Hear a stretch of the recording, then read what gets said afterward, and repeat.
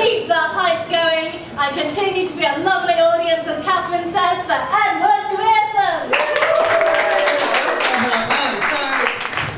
So, I think it's fair to say that humanity is capable of great things. We can put a man on the moon, we can do it atomic particles too small to be seen by the naked eye, we can create art as powerful, as lost in translation, as moving and thoughtful as 100 Years of Solitude. And we can also create complete shit. I think it's fair to say, and we all learn this in different ways. My rather unfortunate way I learned this was going to private school. And no, that's not how I learned that we can create complete shit.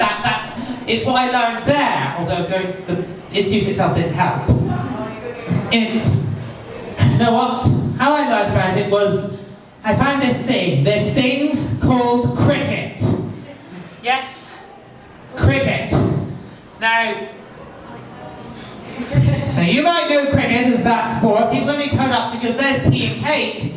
But let me tell you, it's worse. It's far, far worse. In fact, No, that wasn't me. In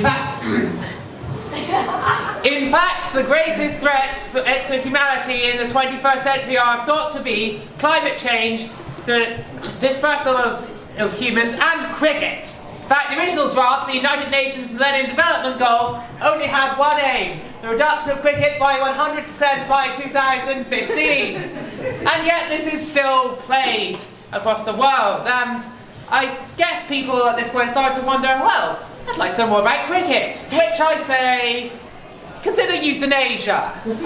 Or you certainly will after hearing about cricket, so future reference, I'm not paying your family's funeral bills. But because you so desire, I will draw into the darkest recesses of my memory and live the thought of having cricket at school. What makes me feel living? Entertainment. What brand over there? So, imagine this, it's a lovely sunny summer's day. A day you could be indoors with the lights closed, binging your favourite Netflix show. But oh no, you have to go outside, in the fucking in what is basically an ABBA costume from Poundland. Yes, see, cricket gets its dress sense from the 70s. We're off to a great start. And no, it cannot be made to look stylish because cricket is a sport played by paunchy middle-aged boors who tend to have relationship issues and the boys who grow up to be them. So anyway, you sit down, the match begins, you have some tea, eat some cake, watch the entire Lord of the Rings trilogy. By the time they'll have batted for six, you'll be seeing the wind cutting away at the benches. It's truly one of the worst viewing experiences I've ever seen, and I have seen Batman and Robin in Flemish. So, if it's a short match, which in cricket terms is about 3 hours long, they'll let you bat, in which case you're called up, given an oar, and asked to hit a heavy leather ball being thrown directly at your face. And don't give me any of this, will they give you a helmet to protect you bullshit, because the helmet conveniently leaves the most vulnerable part of the face exposed. Sporting.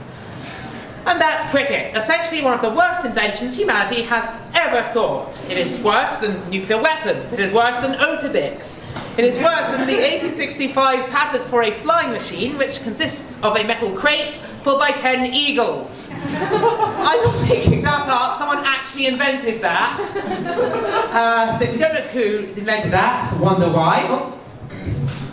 But frankly, say what you will about it, the effectiveness of said flying machine, it could theoretically get you at least from over here to just over there. Can cricket do that? No. Case closed. And yes, cricket is in fact worse than Otabix, because the only way cricket can be packed with whole grain fibres and slow release energy is if you're to eat the bat. And I understand that cricket would cause you to go insane, but your dignity would already be at zero at that point. You really want it to go into negative levels.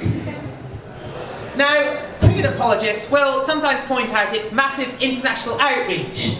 And this is also bullshit, like everything else in cricket, because the whole point of British culture is to steal other people's ideas, slap a Union Jack on it, and pass it off as our own. From fish and chips originally being a Jewish invention to the British court hiring Flemish painters like Rubens and Van Dyck, Britain has always been the equivalent of that younger sibling who solved your Rubik's Cube by peeling off the stickers and rearranging them. When someone else is improving on our own ideas, you have failed dramatically. And no, there is no good thing to be said about our supposed friendly rivalry with Australia, because if you truly cared about our country's pride, as cricketers claim to do, then you would not find it funny that a country that can't even win a war against emus consistently beats us.